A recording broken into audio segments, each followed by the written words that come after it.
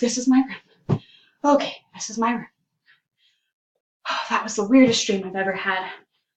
Oh, oh. But you know what? It didn't seem like a dream.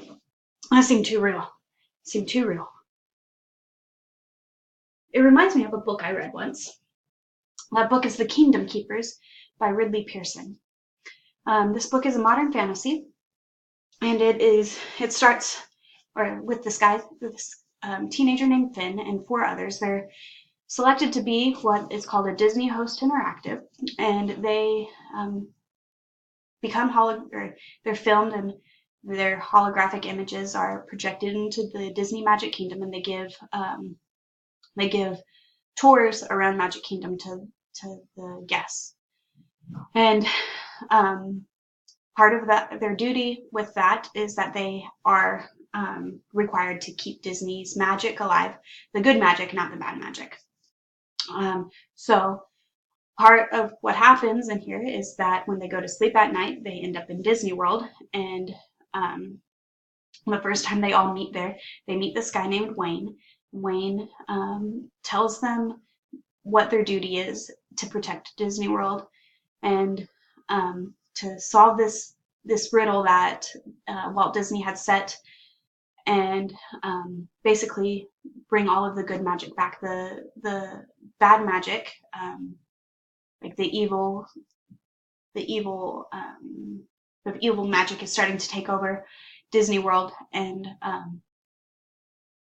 it'll completely shut down Disney World if it succeeds. And so the main bad person is Maleficent in the book, and she her power is growing as it goes. And so these 5 kids, they go in and they try to find the clues to this fable that is told to them by Wayne, and in the process they save Disney World. So this it's a really good book. I am very believable, because the place that it takes place, most of this book takes place in Disney World, and so the place is real and the things that happen in it aren't, but it's believable because as Finn is first immersed into it, he's questioning it. I'm going to read a piece of it. It says, "Nice pajamas," the old guy said. Finn looked at himself. His pajamas seemed to be glowing. What was with that?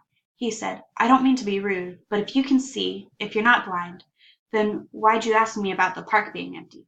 Wayne's blue eyes drilled into him. "How do you think you got here, young man?" "That depends on where I am," Finn answered honestly. This felt like no dream he'd ever experienced. "Very good answer. I expected no less of you." "Excuse me?" "I assumed that you'd question this. That's only natural, but ultimately there's only one explanation. Isn't there?" "Is there?" Finn asked, confused. "The other ones I wasn't so sure about. But you, Finn Whitman, by the way, that's a fine name you have. A name with real potential." Finn took a step back. How did this old guy know his name? "What other ones?" Finn asked. He studied Town Square and Main Street. The street lamps shone yellow. The Cinderella Castle glowed in the distance. All the familiar streets and paths and attractions, but empty. "I told you there's no one here. No one but us. It's empty." Wayne said nothing. As he stood and walked up Main Street, past the shops and towards the castle, Finn found himself following right along. They reached Central Plaza, an island in the center of a traffic circle, the spokes of which led to Magic Kingdom's various lands: Tomorrowland, Frontierland, Liberty Square.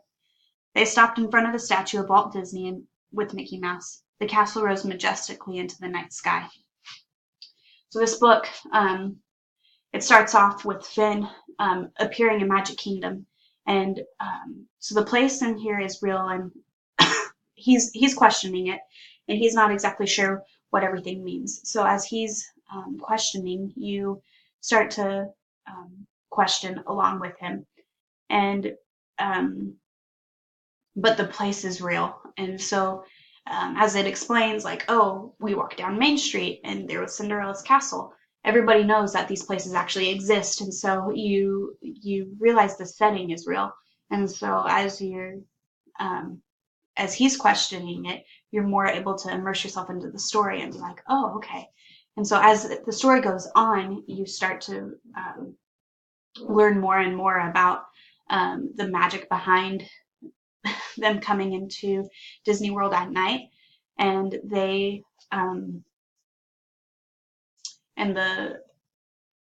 coming into Disney World at night. And you kind of stick with Finn throughout the whole entire story. So when Finn learns something new, you learn something new. You don't jump back and forth between this character and this character. You stick with Finn. So if somebody is out of earshot or eyeshot of Finn, you don't know what they did or what they're doing. It's all what Finn sees, what Finn hears. And so that also helps it stay believable, because you learn as he learns. And then there's quite a few themes in here. The first one is obviously good triumphs over evil, always, because the good guys always win. The second one is that it has a theme about friendship. Like, friendship is important, and it's good to have friends that you can count on and rely on. And the third one, I think, is to never judge until you know the whole story, because if you do, then you may miss out on some things, or you may miss out on the friendship. I think that this book is really exciting, really entertaining. My favorite part, or one of my favorite parts of this book, is actually when the whole turn happens, and you learn a lot about the evil, and then you also, like, it was the turning point for the good to start outweighing the evil. And I'd like to read that part to you as well. So Maleficent, she has been taking her power from outside power plants, and so she was really strong, and this is the first time that Finn or anybody's been able to get to her, to hurt her, to take away some of her power. So it says, Maleficent seemed to float, not walk, as she approached. She towered over him, scowling. The witch raised her arm, about to deliver a spell. Finn clutched the pens and jumped toward her, lightning fast. He thrust the pens in her face. Sparks flew as the pens connected with Maleficent. She flew back and fell to the stone floor. Your Grace, Jez called out. The witch lay on the stone floor, stunned. The electric fence sputtered. Finn stepped closer to the fallen witch, the pens held in front of him like a sword. She recoiled, expecting him to strike again. Lower the fence, he instructed Jez. He never took his eyes off of Maleficent. She seemed to be gaining her strength back. Lower the fence, or I'll do it again, Finn warned. The bars of buzzing white lines sparked twice more and then vanished. Release Amanda and Charlene, he told her. When Jez hesitated, he stepped closer to Maleficent. The feeling of cold increased. Her strength was indeed returning. He needed Jez to do this quickly, before her mother came to her senses. He stabbed at Maleficent with the fistful of pins. A second burst of sparks threw her down again. Okay, Jez exclaimed. She waved her hands. It's done. Finn backed up and reached the stairway. A weakened Maleficent lifted her head and said, We will meet again, young man. We have unfinished business, you and I. Finn turned and ran.